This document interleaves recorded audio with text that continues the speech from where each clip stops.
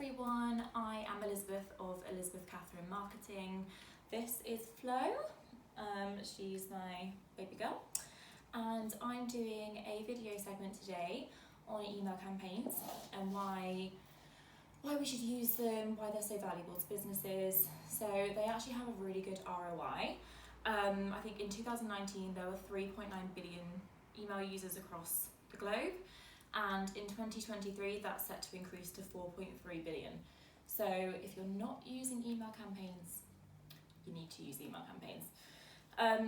So I have got a total of 10 top tips, so excuse me, I might need to use my notepad for this, just to recite them to you. So yeah, number one, offer something of value. You want to include something that's really going to entice your audience and keep them engaged with what you're saying. So whether that's something like research or industry statistics, a competition, something that they can engage with, it really needs to be good content, number one. Number two, keep it concise. We're all short of time these days. If you're sending a 2-page email, even one full page, it's just way too much and the readers are likely to lose interest. So keep it concise, keep it very clear, and sometimes using like more of a conversational tone will just allow them to make it a bit more readable, and they're probably more likely to carry on reading. Obviously depends on your target audience and your industry though. So a lot of the time I've worked in financial services and you really wouldn't use a conversational tone for that. Yeah, so images, it's dependent on what you use, but these can often mean that they end up in the promotional folder, the promotional tab. So yeah, ideally try not to use that. What I normally do is use something that they can click through to. So say like a TED talk or something that's of relevant interest that they would recognise and want to read, want to look at. Yeah, so whether it's just giving credit to something that you've said, like a statistic, and then read more info on this. Sometimes that's really good to just to include instead of an image, and then you can just use the image of that instead. So yeah, subheadings. So the line that you get through to that email. I had a spam today which really caught me off guard, saying DPD, I hadn't completed all of my address details, and I panicked and I opened it. Obviously it was spam, but yeah, you need to get your readers' attention, and I think that's even harder these days. Like you need to be imaginative, sometimes using emojis. I know like Misguided, they use like a really like kind of friendly tone of voice, so they like refer to people as babe, and it's like a friendly, oh hey, it's Misguided again. But that can work for that target audience, definitely. It's kind of an email that I really look forward to getting and always click through to when they've got a sale on, so that's effective. What else? Personalisation, using names, signing off with a name, just adds that little bit more of a personal touch, I guess. So yeah, that's something that I would also recommend doing. Number 6, click-throughs, content that they can action.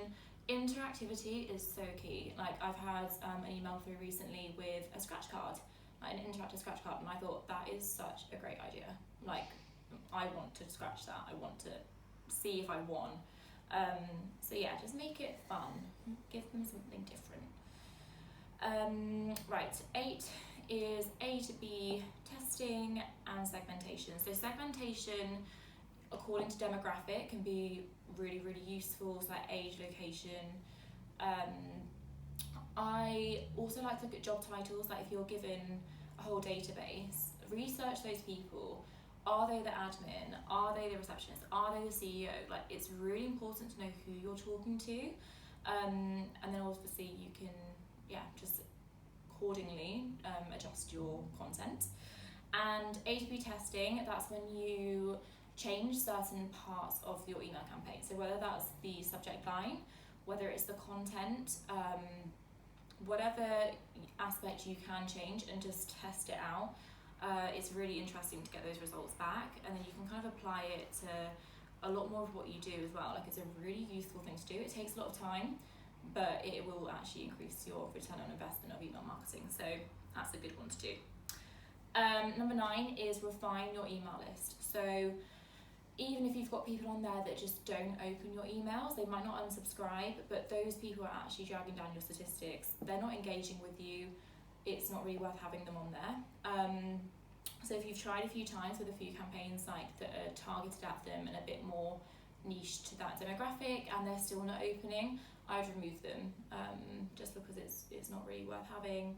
So yeah, just refine it, and then obviously your statistics and yeah, your measurement is going to improve as a result.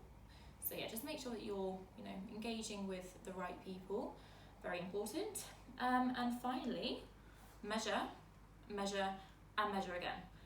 I treat every email campaign, even if it's just one that I'm sending, I treat it like I'm reporting to the CEO of a company. I want to know that email campaign inside out. I want to know exactly what's worked, what hasn't, what are the learnings, and what can I apply to next time. So yeah, those are my 10 tips. Thank you so much for listening. I'm sorry if I have rambled on. But yeah, thank you so much, and let me know what you think. Drop me a DM or follow me, that would be great. Trying to boost my followers. So yeah, thank you from me and Flo. Yeah, we hope you found it useful.